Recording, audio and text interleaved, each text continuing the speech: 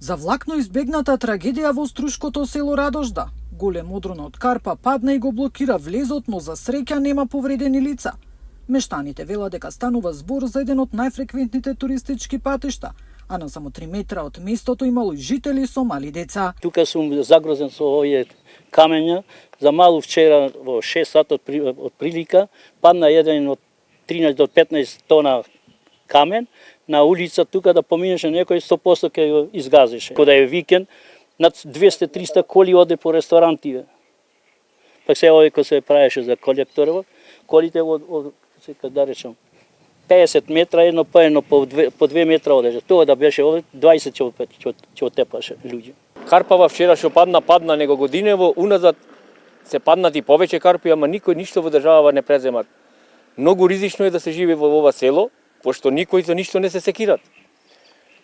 Можеше да се деси вчера да отепат луѓе. Затоа што е паднат на самиот пат. Да имаше фреквенција на патов, не знам што ќе се десеше. Жителите стравуваат дека местото не е безбедно бидејќи имало и други карпи кои би можеле во секој момент да паднат, а половина од селото е под карпи.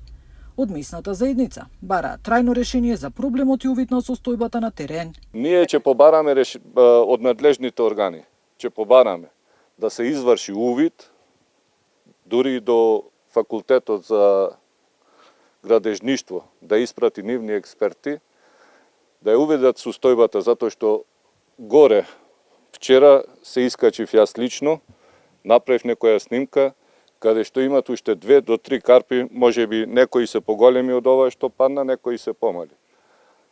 Али состојбата е алармантна. Инаку ова не е прв пат во туристичкото село покрај брегот на езерото да има одрони од карпи. Во 2021 падна одрон врз семена куќа, а во друг случај одрони го затрупаа влезот на патот кон населбата Елен Камен.